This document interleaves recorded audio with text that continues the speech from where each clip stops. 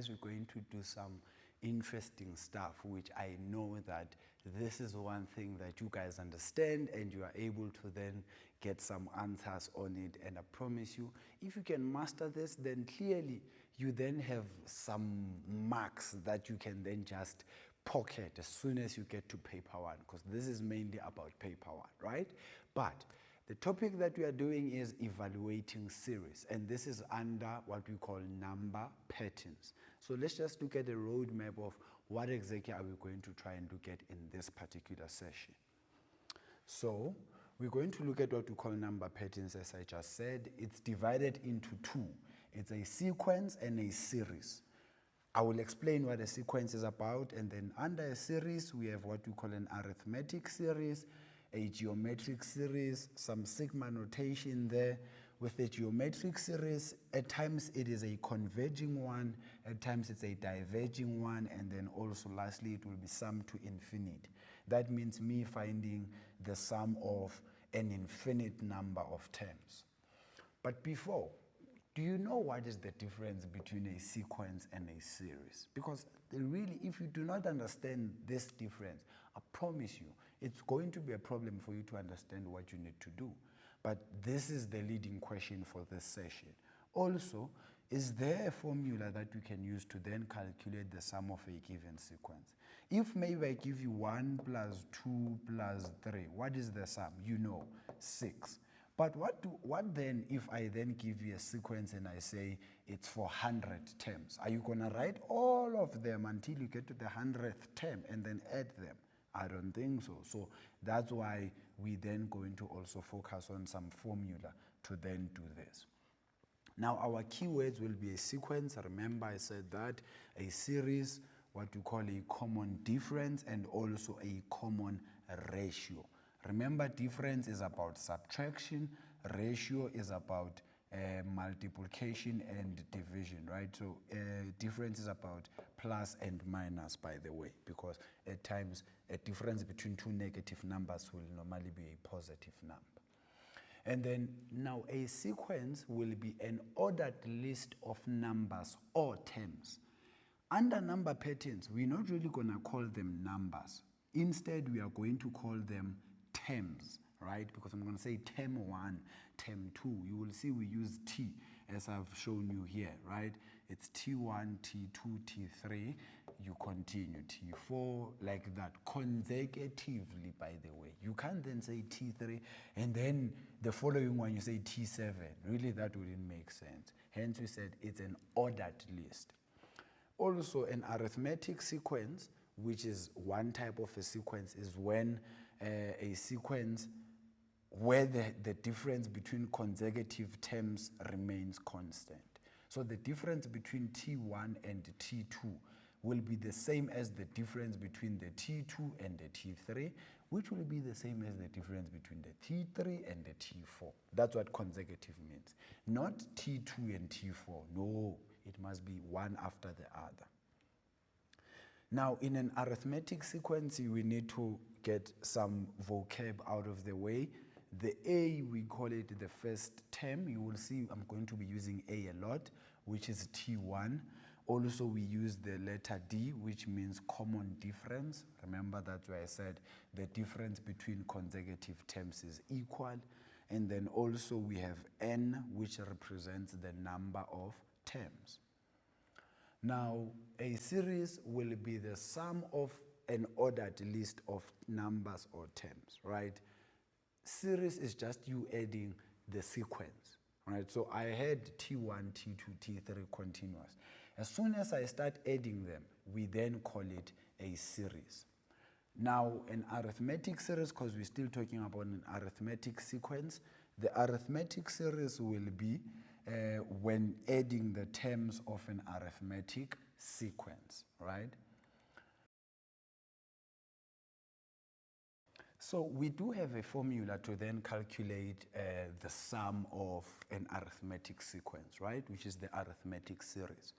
When we know what the number of terms, we then use the formula Sn is equals to n over 2 into 2a plus n minus 1 multiplied by d. Obviously, you are not going to write it as Sn, because you will then know what the n is, which can be 100, can be 500, can be 1,000, depending on how many terms they want you to find the sum of. But also, there will be a time where they just give you the series and they give you the last term. To then find the sum of that particular term, of that particular sequence, or series, you will then use Sn is equals to n over 2 into a plus last term, which is normally represented by L, right? Now, we have what we call sigma notation. Sigma notation, remember guys, we are mathematicians. As much as we are the smartest people, we are actually the laziest people. So we take these long things and we write them in a very short, concise way.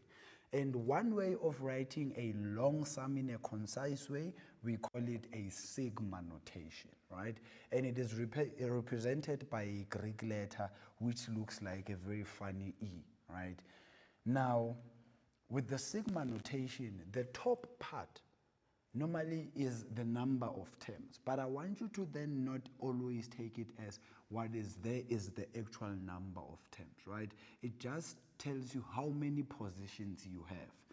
And then the TK here will actually be the general term of that arithmetic series or arithmetic sequence at the time.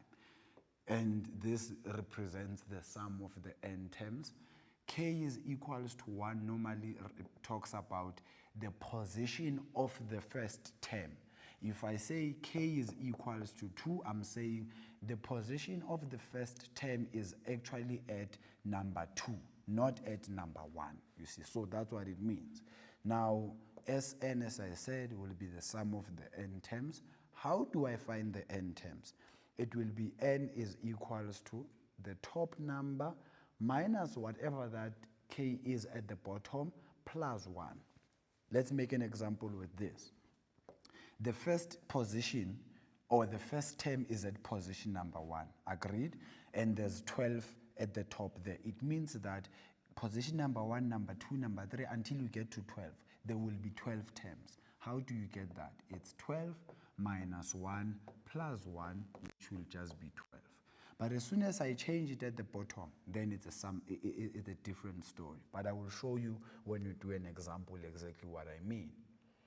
Now, let's calculate the sum of the arithmetic series, right? It's 3 plus 7 plus 11, up until 30 terms. So firstly, I will say my A value will then be the 3 there. My D value, which is the difference, is the 7 minus 3, which is actually 4, which is the same as 11 minus 7, right? And then I start, my N value will then be the 30. I go to my formula. As N, you first start with the formula so that you know what you are going to substitute where. 2A plus N minus 1 multiplied by D. Our N, as I said, was 30, right? So let me just fix my equal sign there. My N is 30 over 2 into my A is 3 plus, and then my N there is 30 again, minus 1, and my difference is 4. Then you can just press your calculator, guys. You don't need to then try to do some mental math or anything of that sort, right? So this is going to be 30 divided by 2. You open the 2 brackets, but let me just open 1 because 2 times 3 is just 6. 6 plus, and then the 30 minus 1, which is 29. And then you multiply this by the number 4. And close the main bracket. This will give you an error there, so I must just put a multiply there, sorry there. It becomes 1,830. So the sum here will be 1830. Then you're done. But now, what did I say? Here it's Sn, right? As soon as you then know what n is, you must then say it's S30, meaning the sum of the first 30 terms. Now the second question is, now I know what the last term is. You can see they did not say up to how many terms, it's just the last term. So this will be a is equals to minus 1. The value of d will be minus 3 over 2 minus 1, which is the same as minus 3 over 2 plus 1. Therefore, this is minus 3 plus 2, which is actually minus 1 over 2. That will be my difference. And then my n value, I will first need to find what the n value is, right? Using the Tn formula. Tn is equals to a plus n minus 1d. The last term is minus 16 equal to, I need what the a value is, I know, minus 1, plus, I'm trying to solve for n. And this will be minus 1 over 2, right? So I'm just going to go to the calculator and do everything on the calculator. So firstly, it will be minus 16 plus the 1. I find what my answer is. I will divide this by negative, let me open brackets, by negative 0.5. And this will give me 30, and then I will add 1, which will give me, you can do it step by step. I'm just doing it so that I don't have to then do a lot of work, right? So it's n is equals to 31. Then automatically you can see that now I know the formula Sn is equals to n over 2 into a plus my last term, right? The n value is 31 over 2, so remember, it's S31 into multiplied by the a value there will then be minus 1, and then plus my last term is minus 16. Then you press your calculator, guys. Remember, please don't worry yourself about doing mental maths here. So if I press my calculator, I will divide this by 2. I find my answer. You multiply it by, inside the bracket, it will be minus 1 minus 16. And my answer will be negative 263.5. Negative 263.5. And then you'll be done, right? Let's look at some sigma notation quickly. Now I said k is equals to 2. So it means the n value here is actually 23 minus 2 plus 1, which is not equal to 23. So 23 minus 2 will be 21, plus the 1 will be 22. What does that mean? It means position number 1, we don't look at it. We only start at position number 2. That's where my first term is going to be. And because this is an arithmetic series, you then know already that the value of d is actually 2 there. And then you can go straight to your formula, which is n over 2 into 2a plus n minus 1 multiplied by d. But for this to be easier for you, you just need to then list the first 3 terms, right? So term number 1 will be 2 times 2 minus 3, which is 4 minus 3. That's term number 1, right? Because the first position is at number 2. And then it will be 2 times 3, which is 6 minus 3. And then it will be term number 3, which is 2 times 4, which is 8 minus 3, so 8 minus 3, you see. And then you can then simplify it from there. This is 1, this is 3, and this will be 5. So you can see my difference is 2. You substitute it there, you get your answer. Let me show you. Remember I said the number of terms is 22, so it's 22 over 2. And I'm going to multiply this by 2 times 1 is the same as 2 plus 22 minus 1 is 22, is 21, that is, multiplied by the value of d we said was 2. Close your bracket, your answer is 484. So this is actually 484. And then you can do that step by step using your calculator. But that's really what sigma notation is about. So far, make sure you write down your data. What is A, what is D, what is the number of terms, and choose between the formula that uses the whole formula with the A and the D and the N, or the formula with just the a and the last term, provided you know what you are given, right? Guys, I hope that is very clear for you. But for now, let's just take a quick ad break. Drink some water, come back refreshed, and I'll be back with some more maths.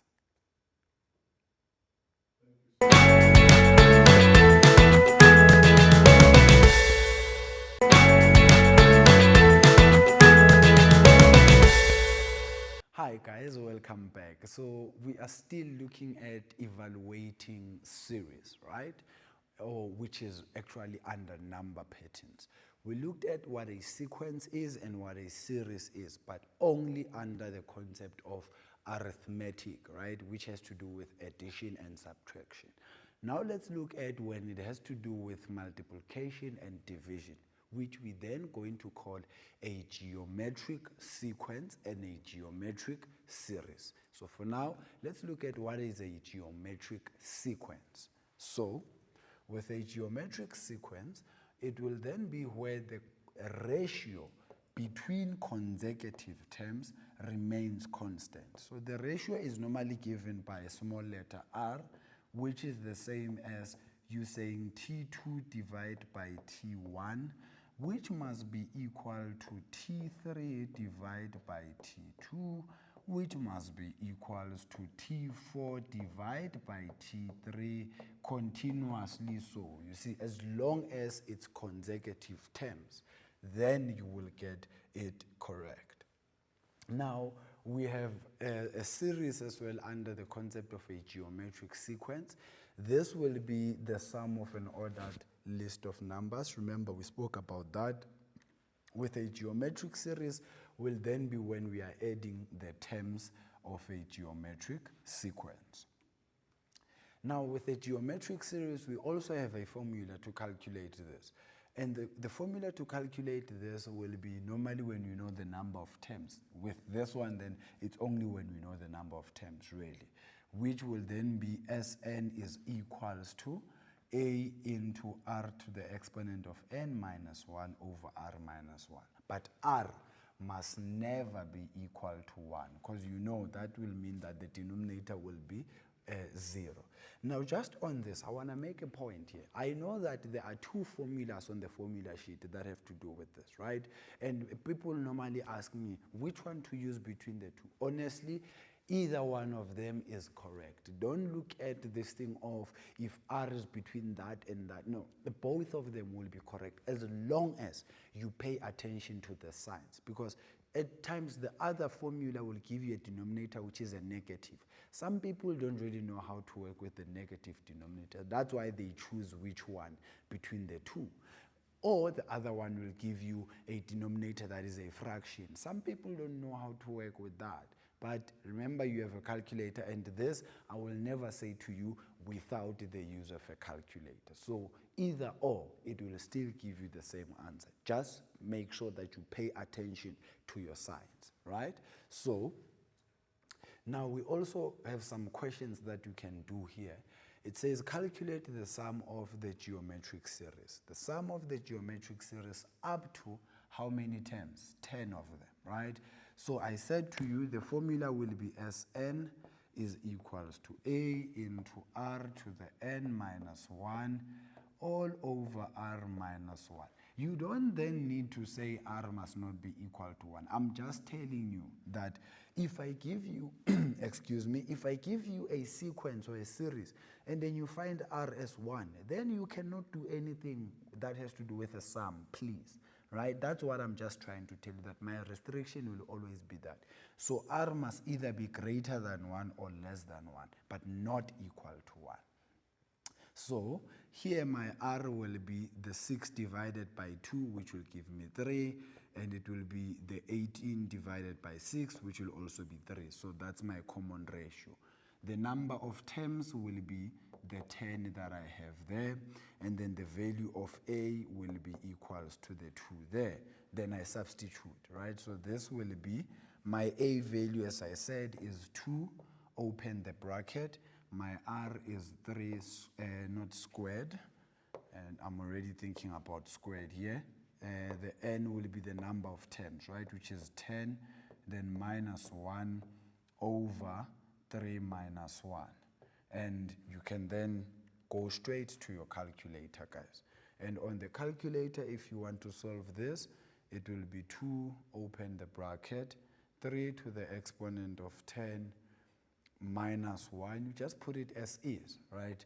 3 minus 1 is just 2. I can just leave it like that, which is 59,048. So this is 59,048 or 84. Let me just, yes, 48. So this is 48. Now, what you then also need to look at is the concept of a sigma notation that has to do with this one, right? Remember we said sigma notation is about the sum of n terms, right? Even with this one, for you to find n, you still apply the same rule.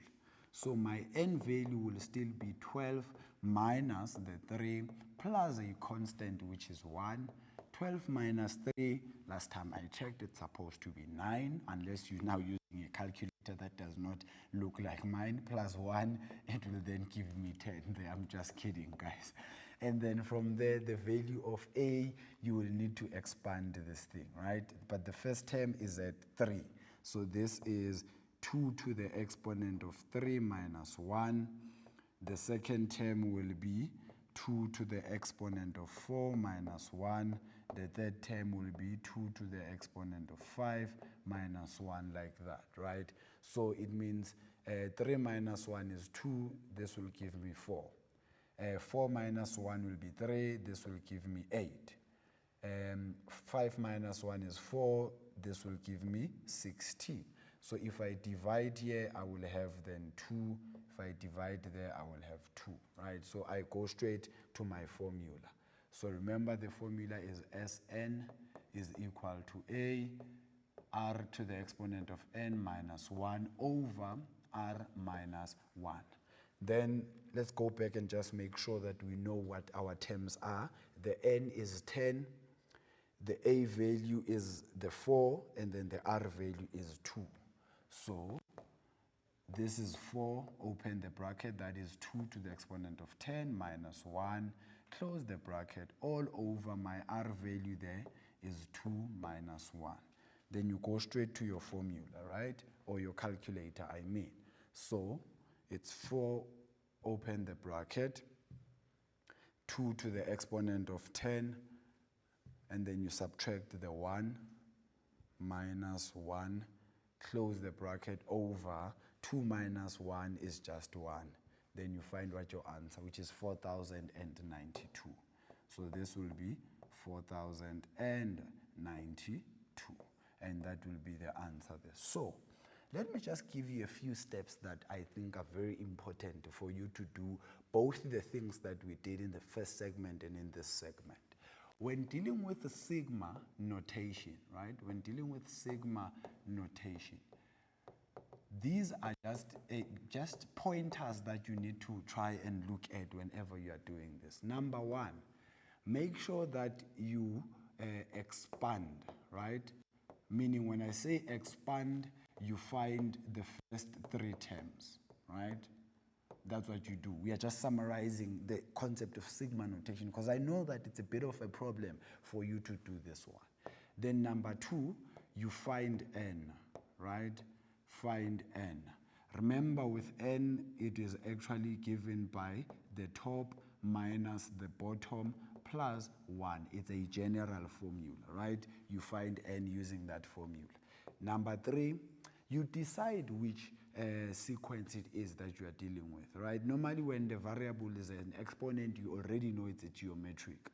So I will just say use I will call it just AB, which means appropriate sum formula, right?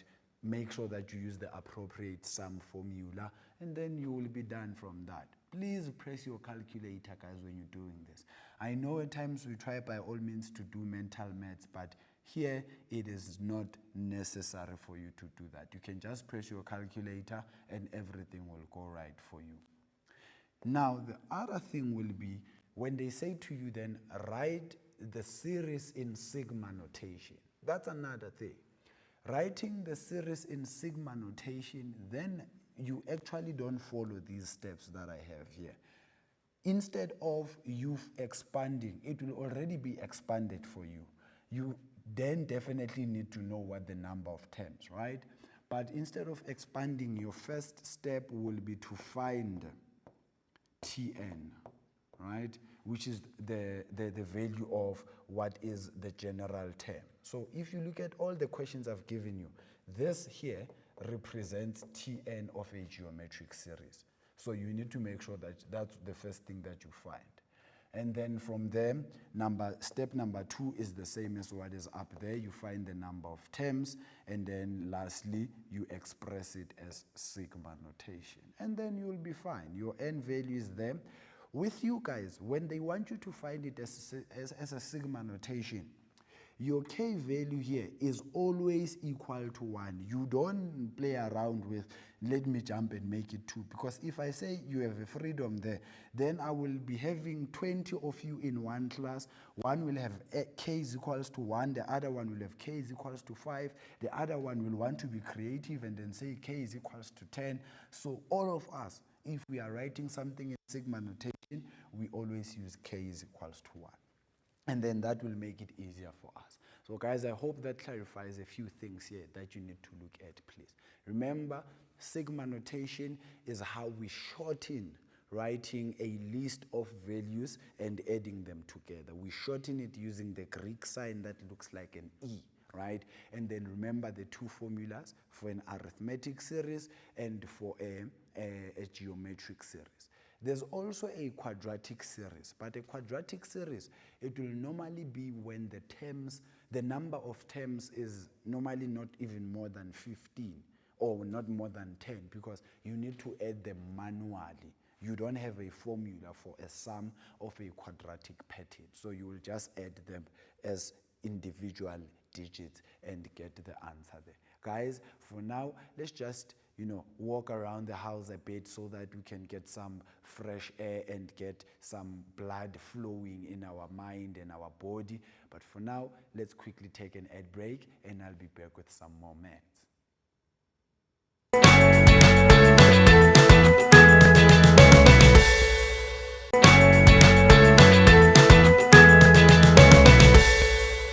Hi guys, welcome back to the last segment of our show today. Guys, I hope you've been having so much fun. So far, we've looked at a sequence, right, which is in two ways. It's either an arithmetic or a geometric, right? There is also the quadratic sequence, which we really did not look at because I know that one you are very clear with.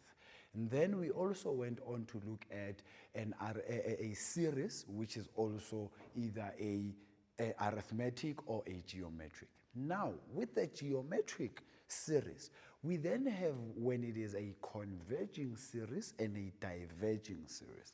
What does that mean? Remember, converging, it is more like coming together, right? And diverging is more like going out. But mathematically, when you say something is converging, we are saying that it is becoming smaller and smaller and smaller. Diverging means it is becoming bigger and bigger and bigger, right? So that's what we're just going to look at. And then we're going to look at what are the principles that make it to be converging and what is the principle that makes it to be diverging. But for now, let's just quickly look at what exactly do I mean. Because I know at times I say all of these things and you're wondering, what is this guy saying? But then let me show you what I'm talking about. Now, we have what we call a converging and diverging series, right? A geometric series, one, will converge. What does that mean? The sum will approach a specific value, right? So the n will approach a certain value, which I can just say, let me not use a, because then I will confuse you. Remember, a we said is the first term. So it approaches a value k, which is a specific value that we do know. So there is a limit, right? If the value of r is trapped between -1 and 1. So the value of r should be greater than -1 and should be less than 1. So if it's maybe 1/2, then it's okay. If it's like 0, then also it is okay, right? And then a geometric series will then not converge The not converge will therefore mean what? It is diverging, right? Because converge and diverge are like synonyms of one another. This means that the sum will become very, very, very large, right? The sum will be very large. And what this means is it is a very big number that you are going to get. It is approaching infinity, right? And then if r does not lie between the minus 1 and 1, so if my r is like 2, then that series is actually diverging. If my r is like minus 3, that series is also diverging. When a series is converging, we can then find the sum to infinity. Why sum to infinity? Because it is approaching a specific value, right? So if r is greater than minus 1 and less than 1, then we say this is a converging geometric series. Then I can use the formula sum to infinity is equal to a over 1 minus r. So one thing that I want you to please note here is when I say infinity, I'm talking about a number of terms that is infinite. I do not know how many terms are there, like 2, 4, 8, and then 16, 32, with an ellipsis at the end, meaning that it is continuing indefinitely. I don't know what is the last term or where must I cut the number of terms. Then I will use this formula. But the question will specifically say to you, calculate the sum to infinity. So you don't need to then have to memorize certain things that will then tell you whether it's infinity or not. They will tell you specifically on the question. Let's look at some questions with this. So firstly, you need to consider the sequence, right? I have 2, 1, 1 over 2, and 1 over 4. Firstly, determine the common ratio. Why am I saying determine the common ratio? The common ratio is going to tell you whether you will be able to find the sum to infinity or not. If the common ratio is not between 1 and minus 1, then clearly I cannot find the sum to infinity. But if it is, then I can find the sum to infinity. So let's see what I'm talking about, right? So the common ratio, remember, will be 1 over 2. So r will be equals to 1 over 2, which is the 1 divided by the 2 there. Let me just label them T1, T2, T3, so that you don't think it's this 1 over 2. So this is the same as T2 over T1, right? Let's look at maybe the other one. If I say T3 divided by T2 will give me the same thing. That's 1 over 2 divided by 1, which is also what? 1 over 2. So you can see that it's actually the same value. So my r is actually just 1 over 2. I was just trying to show you that even with T3 and T2, it will still be the same value. Now, let's go back. What did we say? Only if the r value is between minus 1 and 1 can I then use the formula. So is it? Because I got 1 over 2. It does lie between the minus 1 and 1. Therefore, I can find the second question that I have here. So to find the sum to infinity, it will therefore be equal to a over 1 minus r. Remember, the a value is the 2, the r value is 1 over 2. Then I press my calculator. Firstly substitute, then go to your calculator. 2 over 1 minus 1 over 2. But really here, I don't think you even need your calculator, but let me do it with mental maths, right? So this will be 2 over 1 minus 1 over 2 is 1 over 2. So how many halves are in 2? You know that there's going to be 4 of them. So that will be my answer. So you can see that it is approaching a specific value that we have there, and that's how you will then solve that. Also, this can be given in the form of a sigma notation, right? So remember the formula of the sum to the geometric sequence, which is Tn is equal to AR to the n minus 1, right? We can try and link this back to that so that it becomes easier. But you don't necessarily need to do that. Remember my steps that I gave you, that we spoke about? Expand it. So it becomes 2 into 1 over 3 to the exponent of 3. Why 3? Because the first position is at 3. Plus 2 into 1 over 3 to the exponent of 4. Plus 2 multiplied by, so not 2 over, 2 into 1 over 3 to the exponent of 5. So just get 3 terms. You don't need to get all of them, right? So automatically, guys, you can already see that the 2 and the 2 will divide when you're trying to find what the R is, and then the 4 will minus that. So it means my R will actually just be 1 over 3. Does this qualify me to use the formula for sum to infinity? Yes. Why? Because it is between -1 and 1. And then my A value will be the value that I have here, which is 2 into 1 over 27.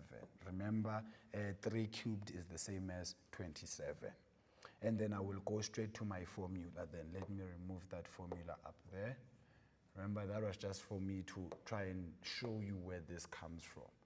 Now, to then find the sum to infinity of this, I will say sum to infinity is equals to A over 1 minus R, excuse me, which is equals to the A value we just said is 2 into 1 over 27, all divided by 1 minus 1 over 3. So here, you don't need to go mental math on this. You can just go straight to your calculator. So let me show you. So this, firstly, the fraction, 2, open the bracket, another fraction, 1 over 27, and you close your bracket there, divided by 1 minus another fraction, 1 over 3. Then you get your answer, right? Which will then give you 1 over 9. Okay, so this will actually be equals to 1 over 9. And that will be my final answer there. Now, just to summarize everything that we've done, guys, is make sure that you write out the terms of a series when given the series in sigma notation. I did give you those notes for you to please look at. Also, the sigma notation of a series when given the terms as a sum. So it was the 2 steps that I gave you in terms of 3s, right? I gave you 3 steps and 3 steps for 2 parts of this. It's when you are given the sigma notation, they want you to find the sum, or you are given the terms and they want you to write it in sigma notation. Just also, an arithmetic series is formed when adding the terms of a sequence where the terms differ by a constant, right? The constant difference that we spoke about. And then a geometric series also is when then the sequence, the terms are differing with what we call the common ratio. Remember, between the consecutive terms, guys. Not just any terms. You can't take T1 and T100. No, it must be T1 and T2 or T2 and T3. Like that, they must just be consecutive to one another. Our roadmap of what we've looked at so far, it was a sequence. And then we said a sequence, there is 2 of them, the arithmetic, and then the other one is the geometric. With the series, there is also arithmetic and geometric. And geometric and arithmetic, both of them can be written as sigma notation. And then with the geometric, it is either converging or diverging. If it is converging, then you can find the sum to infinity of that. So guys, really this normally, number patterns, I know that it is normally like 2 or 3 questions in the question paper when you're writing your exam. I promise you, if you just master this, it means you've already answered 2 or 3 questions and you got them right. Maybe there will be just that one question that gives you a problem, but already you would have scored some marks. And also look at your algebra, and then you can then strategize after that. But from me, guys, remember, mathematics is food for the soul, and everything that we've done here, only if you take it up and practice it, I promise you, it will nourish every fiber in you. From me, the Maths Doctor, until I see you next time.